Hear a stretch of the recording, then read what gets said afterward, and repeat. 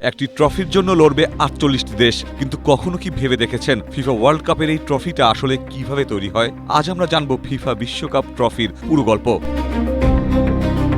এই ট্রফিটি দেখতে ছোট হলেও এর ভেতরে লুকিয়ে আছে অসাধারণ কারিগরি। এটি তৈরি করা হয় ১৮ ক্যারেট খাঁটি সোনা দিয়ে, উচ্চতা প্রায় ৩৬.৮ সেন্টিমিটার আর ওজন প্রায় ৬.১ কেজি। নিচের অংশটি তৈরি করা হয় একটি সবুজ পাথর ম্যালাকাইট দিয়ে, যা ট্রফিটিকে দেয় রাজকীয় লুক। তবে অদ্ভুত বিষয় হলো এই ট্রফিটি পুরোপুরি সলিড না, সহজে যেন বহন করা সম্ভব হয়, তাই এর ভেতরটা ফাঁপা রাখা হয়। এবার আসি তৈরির প্রক্রিয়ায়। প্রথমে ক্লে দিয়ে ট্রফির মডেল বানানো হয়, তারপর সেই ডিজাইন থেকে ছাঁচ তৈরি করা হয়। এরপর গলিত ১৮ ক্যারেট সোনা সেই ছাঁচে ঢালা হয়। সোনা শক্ত হয়ে গেলে হাতে পালিশ ও সূক্ষ্ম কাজ করা হয়। সবশেষে মূল্যবান পাথর ম্যালাকাইট বেস বসিয়ে ট্রফিটা সম্পূর্ণ করা হয় এবং প্রতি বিশ্বকাপের পর বিজয়ী দেশের নাম সেখানে খোদাই করা হয়।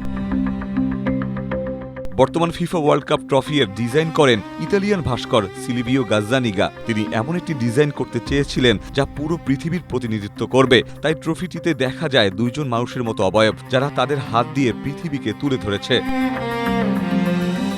এই ট্রফিটি কিন্তু কখনোই চ্যাম্পিয়ন দলের কাছে স্থায়ীভাবে থাকে না। আসল ফিফা ওয়ার্ল্ড কাপ ট্রফি সংরক্ষণ করা হয় ফিফার কাছে, সুইজারল্যান্ড জুরিকে। বিশ্বকাপ জয়ী দল শুধু বিশেষ মুহূর্তে এটি হাতে তোলার সুযোগ পায়। পরে তাদের দেওয়া হয় সোনার প্রলেপ দেওয়া একটি রেপ্লিকা ট্রফি।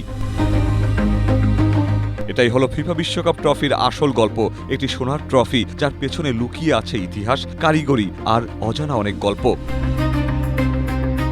ইখতিয়ার বকুল, এশিয়া পোস্ট।